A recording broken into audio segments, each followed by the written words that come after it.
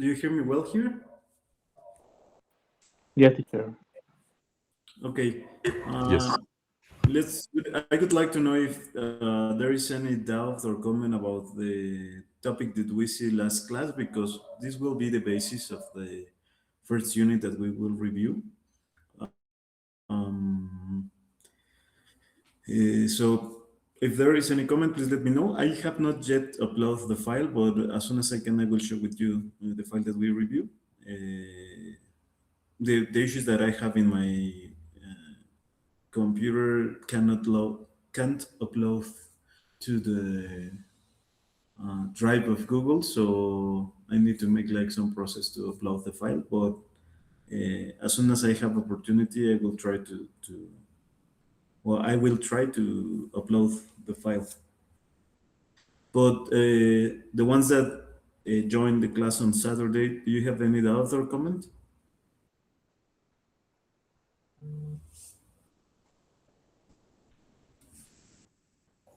No. Okay, so I have the call at 9 p.m. So today I will end the class earlier. Uh, the definite groups are already completed, or there is still possibility of changes? Do you know something about that? Yeah, I think there is still a chance of Okay. changes. So, okay, I think it's okay to have the introduction of the first unit today. Maybe what I would like that you do if you have time is to uh, investigate a little more about the topics that we will review in these 40 minutes. And also, if you want, you can remain in the class to discuss how we are going to assess the class. Let me check before start if I have the criteria for the last semester.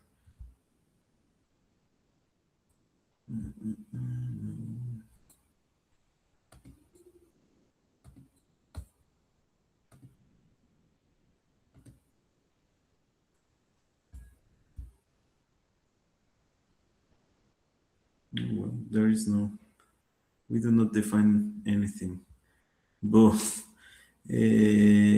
well, this first unit, what I used to do is to make an activity to assess the class. You can, if we are like 30 persons, maybe we can do working in pairs or in groups of three, or even individually. If we are more than 30, I think it is hard for me to evaluate more than 30 works per unit.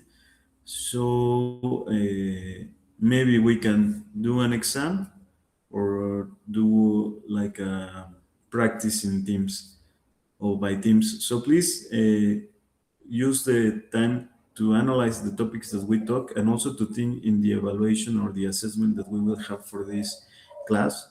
There are several topics that allows to make individual activities like exams or practices or homeworks, things like that, that usually I put in Kahoot or in Google Forms.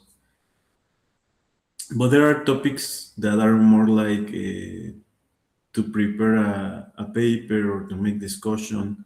So these kind of topics, it is better to evaluate like in a project or sharing some case study or things like that. So please think on that. The first class I shared with you the topics, and I think are published in the classroom, but I am not sure if are visible for you or not, because I can see it, but I think no, you only have the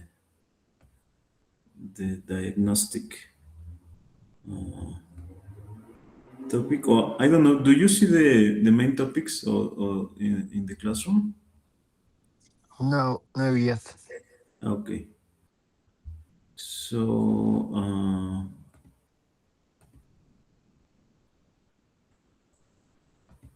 but the macroeconomics concept and effects in the Mexican financial statements, Financial, no sé qué dice esto.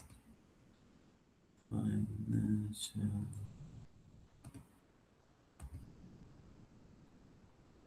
Financial system, Mexican financial system. You see that, no? It's the one in where you can download. No, I don't think so. We're seeing the one that says understanding No, no, no, macroeconomics. in the Here, classroom. In the in classroom. the um, No, in the classroom there's just a diagnostic exam. yeah, But it is not with a topic. no. Yeah, Okay. it tells macroeconomic concepts and the effects in the American finance system. Oh, yeah, yeah, yeah. Yeah, okay. So there is six topics that we will review in the classroom. This is the first one, macroeconomics in Mexico, then financial risk management, then credit risk, market risk, hedging, hedging and derivative strategies, and other topics. These are the six topics that we should complete. At least we will complete four and a half or maybe five. If it is feasible or possible, we will try to complete the six ones. So I need you think in which way do you want to be assessed? Because easily for me is to make a final exam, and I forget this kind of evaluations to extend the class. But always I like to give you the opportunity to decide how do you want to try to extend the class. And usually I try to be kind in my evaluations before the final exam. So think in something that works for you and also works for me to reduce the workload for both sides. Okay, so use that time to the next hour or something in between the Saturday to define the criteria of evaluation on Saturday, please. So just going deeply or in topic with this, we will start making an introduction to macroeconomics. The macroeconomics are the studies to overall of behavior of the economics. It means um, macroeconomics try to study variables that define globally tendencies or trends that move the markets and the prices of the goods and services. Uh, it is focused on large scale factors like or use variables for this modeling like unemployment, growth of the economies or inflation to make reference and also are variables of study of the macroeconomics. And it is usually used by governments and business for decision making. Is this part clear for everyone, or do you have any doubt about what is macroeconomics? It's it's clear for me. Okay, so can you give me an example how a private company use macroeconomics in a daily operation?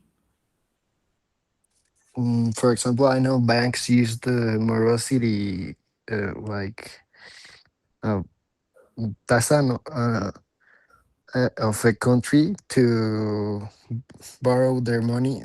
To yeah, for borrowing their money, they use the morosity index, so they can be sure that if there's a lower index, people are gonna pay them, and if there's a high morosity like index, there's a lower chance that they get their money back.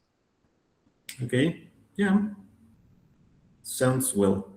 So, in general, reference rates, cost of the money, and things like financial indicators that affect the behavior, the performance of the investments and also the behavior of the clients or portfolio affects, not for example, the unemployment for banks or for credit institution is very important. Interest rates is very important for insurance and funding or pensions companies. Price of the goods, for example, the price of the corn It is very important for the restaurant industry. Price of gold or silver is very important for jewelry. Uh, in general, for all the industries, even the industry do not use in their core business transportation, electricity, gas, and gasoline are some of the goods that affect, or the commodities that affect uh, in a relevant way the performance of private companies. And for government, uh, how do you think the government use macroeconomics, or how they apply the information that they collect from macroeconomics? Well, I'm not sure, but I think it can be for the IVA and the PIB. Uh-huh. For the IVA, well, the PIP is an indicator. So PIP reflects how much the economy of a country grow, which it is not PIP in English. The the word is GDP. There is something with raise hand. Yes, Hansel. Thank you. Maybe if the unemployment rises, maybe the government may increase public spending, or like offer more attractive jobs, or tax in how do you say, Incentive. incentives, Incentives. to businesses. So they also can, I don't know, like support the small businesses. So I think that may be uh, an answer for that. Okay. Bruno. Uh, I know another example. For example, when the inflation grows, Banxico or the government, well, the national bank, increase la tasa de interés, the Interest rate. Yeah. interest rate, so the inflation stays put, and when the inflation's like gets down or gets lower, they can decrease the interest rates. Yeah. So in general, the government use measures like tax control or influence on the cost of the money to control other indicators like unemployment, base salary, um, interest rate in the banks. So, for example, the way to manage the interest rate it is to offer free free risk rates in the government bonds higher. So they try, for example, to push to low the inflation, increasing the rate in the CETES in case of Mexico. So how do you interpret this behavior? We increase the rates with which purpose if we are the government?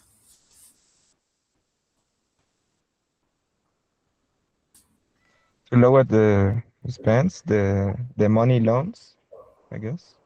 And so the the economy, the people spend, I guess, more or less than if the interest rates are, you know, in the same uh, proporción, no sé cómo decirlo. Proportion. Course. Yo, Yes. so I think in your mind the answer is right, but I could not well understand. But let me try to rephrase. Um, when the government increase rates, they want to incentivize the savings. It means they want that the people do not spend money. And when they lower the rates, they want that the people retire the money from the savings or the banks and spend it to move the economy. Yes, Aranza. Well, about that topic, I want to share a real life example. In London, I think the government increased the rate of the parking spots, so the people can start using more the I public Public, no, I don't think- eh? public transportation, yeah. Public transportation, and because they were spending a lot of money in the buses and in the buses, so the people can have a better, well, to lower the traffic, um, to increase the use of the public transportation, and actually increasing the rates in low. I don't know how to say it. It makes lower the traffic in the city. The volume of cars in the city. Yes, yes, yes.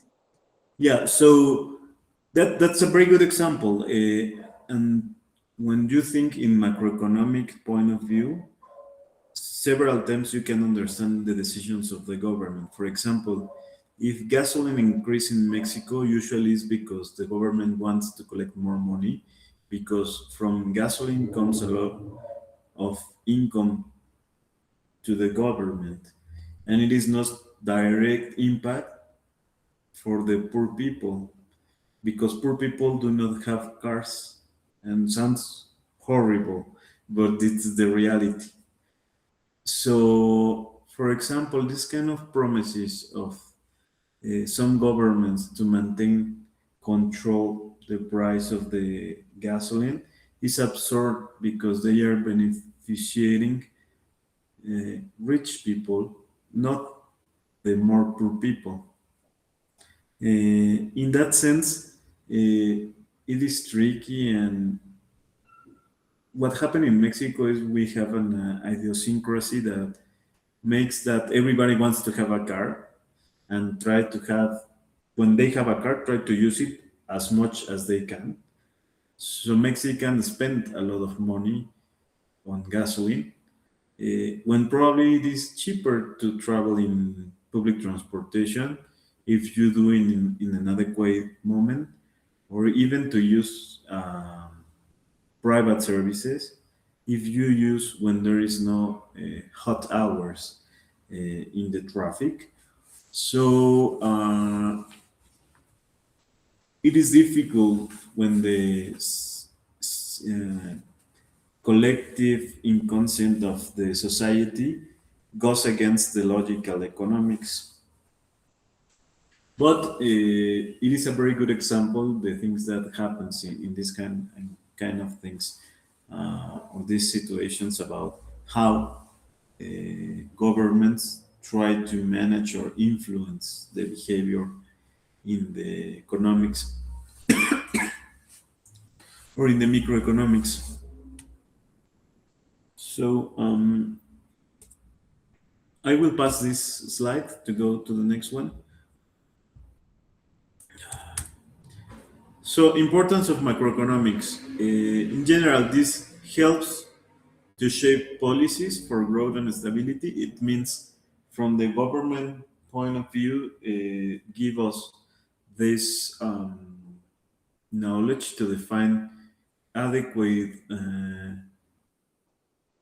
politics or policies to set uh, growth in the local economy, and also to incentivize social actions, as Aranza comment about, for example, to disincentivize the use of the cars in London.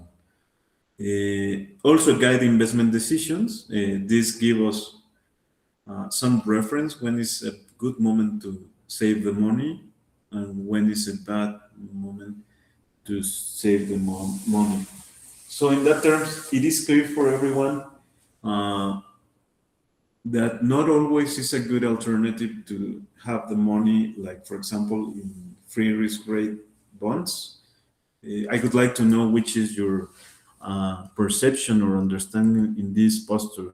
Because usually when we have a conservative profile in terms of risk management, we set conservatively, you always need to invest in free risk rate bonds. But I think that it is a very lazy way to say or to make risk management. You need, or it is good when you are conservative, invest in free risk rate bonds when the rate is good. If the rate is very low, has no sense to invest in this kind of instruments. So can you share with me your point of view?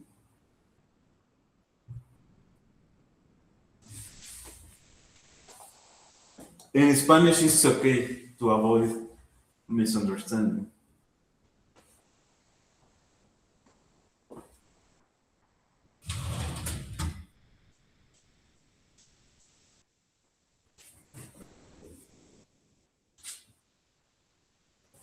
May I ask you for repeat the question? Just give me a second because I go for something to drink.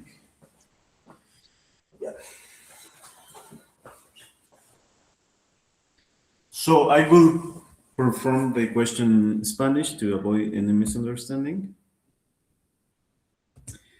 Eh, ¿Qué opinión tienen sobre invertir siempre de manera conservadora en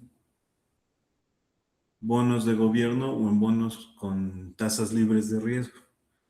Lo que yo les comento es que mi postura es que es muy cómodo como un administrador de riesgo con un perfil de un cliente o de una compañía conservadora de decir que lo mejor siempre es invertir en este tipo de instrumentos. Desde mi punto de vista, hay momentos en los que no es buena decisión invertir en CETES, por ejemplo. Hay momentos donde sí y hay momentos donde no. ¿Qué piensan ustedes? Bueno, yo creo que depende un poco de la empresa y sus principios y también de los empleados, porque pues justo tenemos todo el cálculo de derivados para, digamos que hacer inversiones riesgosas puedan salir bien, pero pues obviamente uno estudia cuando es inteligente hacer una inversión así y cuando no.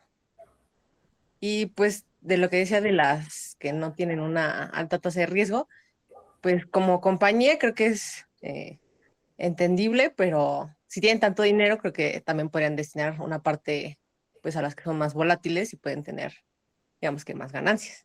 Igual de que no tanto dinero, pero pues que si lo pierden no pasa nada. Okay.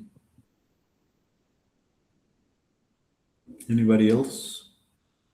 Pues, o sea, sí es más cómodo invertir en instrumentos sin tanto riesgo, pero por ejemplo, hay veces que los CETES tienen una tasa menor que la inflación, entonces ahí pues pierdes dinero, ¿no? Si tú tienes tu dinero en CETES.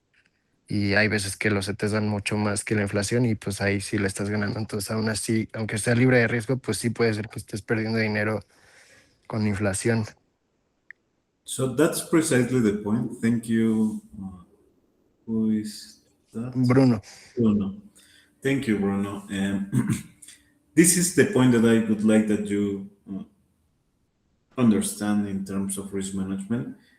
An investment it is good if at the end your money continues gaining value. So in case that the interest rate it is small or even that smaller than the inflation, there is not a good option to invest in free risk rate. You need to invest in something riskier to guarantee or at least to try to get a profit. Instead of that, maybe the best option is to spend the money. So, of course, spend the money when you can get extra money because you have very good interest rates. It's something absurd. So, you will be a well owned risk manager for your life when you understand that not always is a good alternative to save the money. Not always is a good alternative to invest in the markets. Not also is a good alternative to buy a house or an apartment because sometimes the prices of the real estate it is inflated and nobody knows when these prices will go down. Do you know which was the cost? If you take the course of actuarial administration, I think you already know, but try to keep out of spoilers the class for the ones that has never take these kind of classes with me. Do you know which was the cause of the financial crisis of 2008?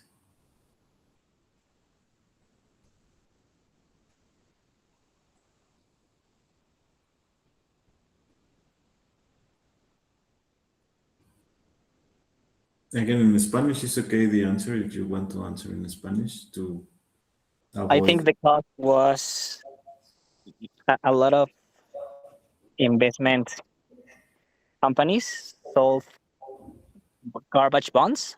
I mean, I guess. No. Ah, bueno, yo sé que en la crisis del 2008, pues básicamente estaban dando créditos inmobiliarios a gente que posiblemente fuera morosa y no los pasaban sin, pues sin, ¿cómo se llama? Estudiarlos y pues así llegó el punto donde ya cayó. Yeah, not precisely because everybody talks this story from their convenient point of view. So you will look several papers and documentals, which this kind of ideas that this come from a weak government in some institutions that invest in garbage bonds, as your classmate comment. Also, there are others that say that there is a issue of morosity in the credits for real estate in Florida. However, the issue is that there was a real estate fictional situation in Florida. So a lot of people start to invest with the expectation and take debt to make the investments with the expectation to have return in the short term. And when they do not see this quick return of investment, they stop to pay to the banks, not because they do not have the possibility to pay, because they do not see the return that they was expecting. So is it clear for everyone what I am explaining? Yes. Solo para que estemos muy claros, lo que sucedió es que hubo una burbuja inmobiliaria en Florida, hubo mucha inversión soportada por deuda y los inversores dejaron de pagar, no porque fueran malos inversores, sino porque simplemente no les pareció justo la situación que estaba pasando. Y sí derivó de muchas situaciones donde se pudo haber controlado desde el otorgamiento de créditos, desde el control de precios, desde las medidas para colectar los pagos, pero al final todo se debió a una mala administración o un mal manejo de los precios y a una serie de eventos desafortunados. So, seeing the big picture, this comes from several points of the figure where this crisis configurates, but it is not precisely what in some documentals or papers do you see usually. If you go for a serious analysis from a university or for an economist, maybe you can read something similar to the story that I am telling to you. Um, so, final comment on that part is that, for example, from my personal point of view, I have not studies in that to decide. It is a super bad investment to buy a house in Mexico City, even in Mexico Valley now, because the prices are insane. Just if you have the money to own the department or the house at cash, maybe it could be a good investment. But if not, I think it's absurd. Even, for example, Querétaro, from my point of view, is absurd. But there is a lot of urban areas that are in development when you can buy for a very attractive price a house in a beautiful neighbor in a reasonable price that probably in 5 years will double the value. So it is very important that you think well when you start to gain your money where you put your eggs. Is it clear for everyone? Yes. Yes. Okay, so the other topic is that macroeconomics affects unemployment, wages, and purchasing power. So, siempre se me olvida esa palabra, wages. And purchasing power, it means incentivates or restrict the sales of the services and commodities industry. Defines the way that industries or countries trade. The wages is the word for aranceles, and also the employment. When the general economy grows, the industries start to hire more people, and when the economies contract, companies usually fire. So I could go a little faster because I have to take my call. But please, if you have any doubt or comment, think on that, try to investigate a little more, and we can review deeply in the following class.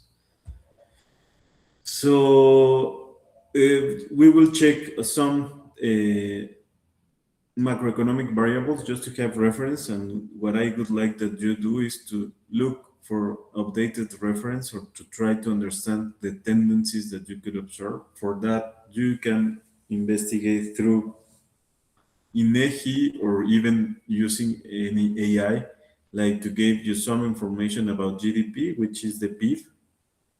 So GDP represents total value of goods and services produced. It means how much is the value of the economy of a country.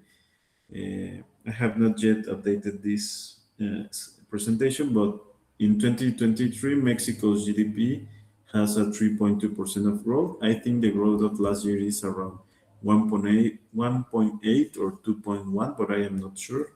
So I will be saying a lie if I assure that I have the answer.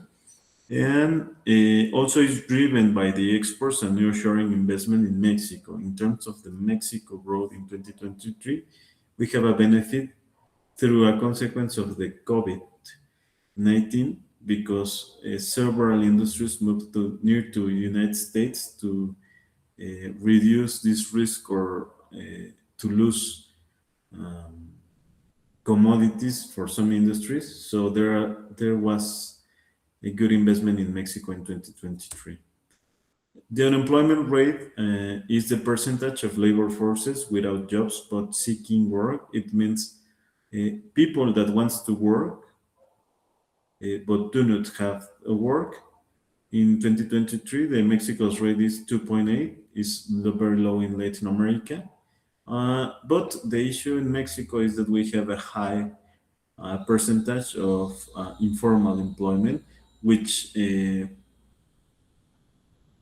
restrict the people in informal employment from several benefits like have a pension, have medical expenses services in better quality hospitals, um, life insurance, in case not just of death, also in case of unemployment or disability. So there is several things that it is important that we need to put in the balance when we decide to work as a freelancer or to make a entrepreneur business, or when we decide to work as an employee in a company.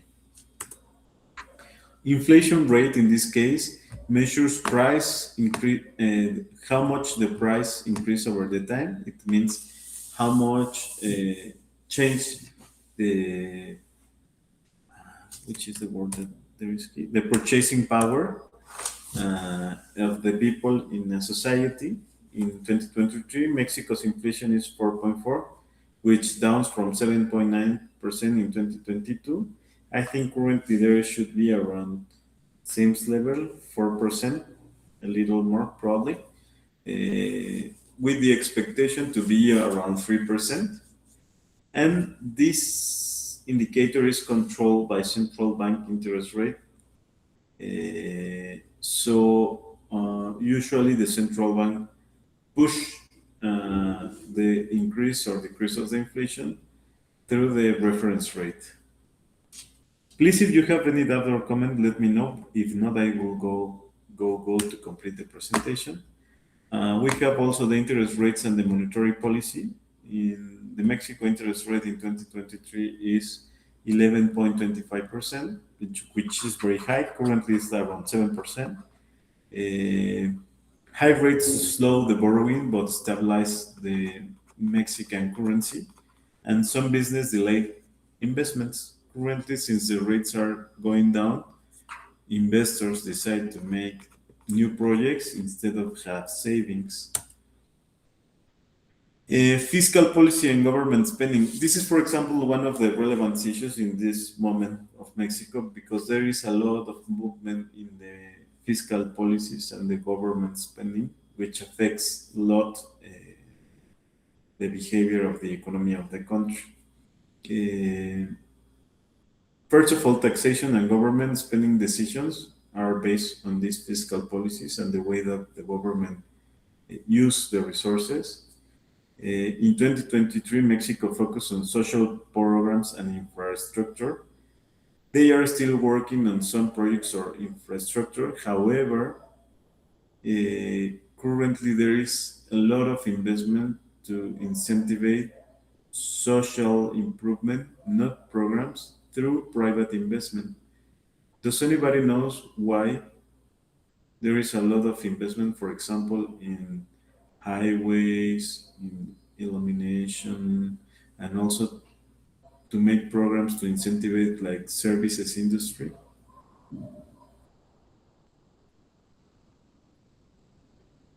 Because of the World Cup. Because of the World Cup, exactly. There is a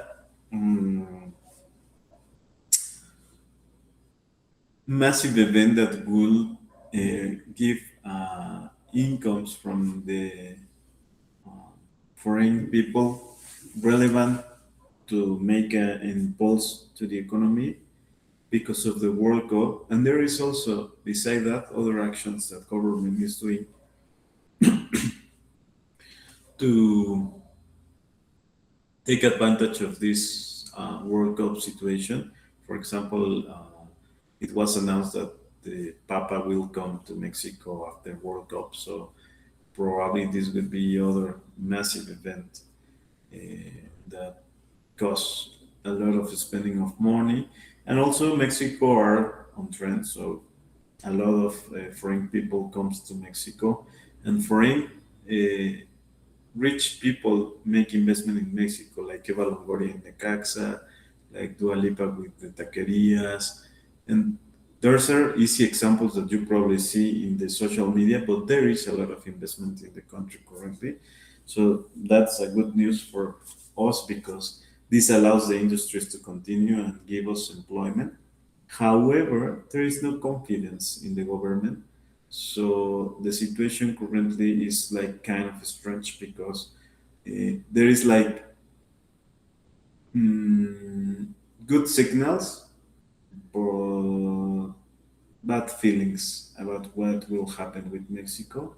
But what I say to you is we need to think positively and expect, be prepared for any situation, but expect that the best is yet to come.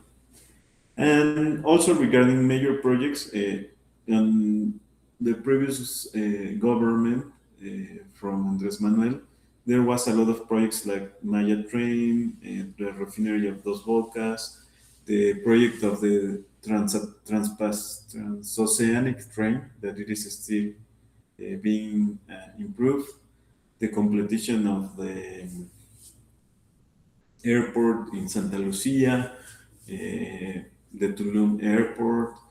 The Now they complete the train of the interurban through Toluca, and they are making some improvements in the subway and in general in the public transportation um, network in order to be prepared for the World Cup and to show to the world the best um, face of Mexico. But it is good for us because at least we have now in a better condition the periférico and more options to transport. And also it is beautiful, the parks. So that's something nice. Regarding balance of trade and exchange rates, trade surplus uh, was 6.3 billions of pesos. The average relation between peso and dollar in 2023 was 17.5, that it is similar to the one that we are having. I have not checked this week the price of dollar, but should be similar. And the nearshoring boosts the exports, so this gives us some income through the wages. And the macroeconomic challenge in that moment was that there is a global slowdown risk affecting the export, and we are seeing that currently. This is one of the bad feelings that we observe, that there is a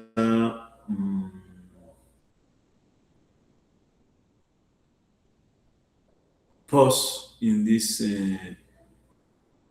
movement that comes after pandemic from the people to spend money. Now they are trying to be more conservative and to keep money because there is a lot of uncertainty, especially because Donald Trump is crazy and also give bad signals to the Asian governments.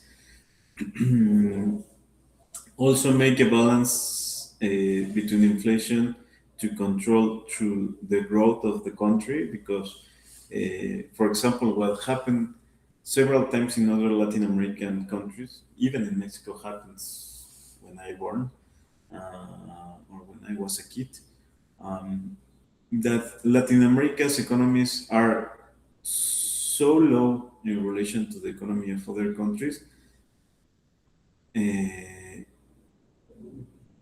that when the Latin American economies decides to push the growth of the economy, there is like a this is the stabilization in the income of the people and also in the prices of the goods. So usually rise very high levels of inflation, and these make more poor several people that used to be rich, like for example in the Argentinian case. So they decide to migrate to other countries with more stable currency. And also to manage the public debt and the social spending is one of the challenges that the PhD Claudia Sheinbaum has in the current have in the current government that has in the current government. So she needs to control at least the uh, amount of investment that her government do in social programs, and also the amount of the debt. One of the good things is that our debt level, even when it has almost duplicate in the last 7 years, it is not quite high. So we are still not worried about that issue, but it is something to should be monitored. So as a conclusion, macroeconomics explain key trends. Mexico sees growth but faces inflation and debt issues. So this is a conclusion that it is still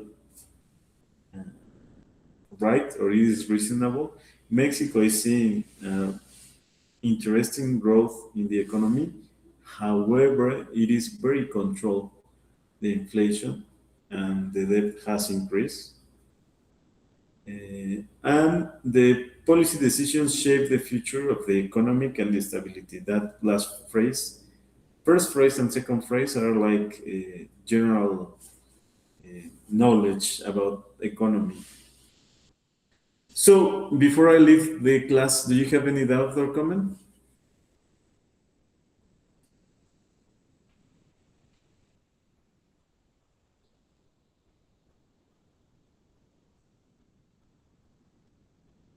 No. No, So I don't. yeah, Gael. Are you going to share us the presentation? Yeah, Oh, thank you. yeah. I will update some data that there is put in the slides, but I will share with you maybe before Saturday. I will try my best to do it tomorrow, and also the material of the previous class. So usually what I do to assess this class is that you select one of these kind of variables like growth, inflation, exchange rate, things like that, and request to you to make a econometric model to apply uh, the understanding of a variable through other variables, which is a multiple linear regression. We will make an example just to be clear with you, which are the expectations. But my question is how, or the question in the table for the Saturday is how do you want we assess this unit? Because the idea is to at least learn one technique to model macroeconomic variables. Is clear for everyone? Yes. Okay, so thank you all. Sorry to leave the class early, but I have something to attend. And please let me know any doubt or comment. I will not end the call for you. I just go out.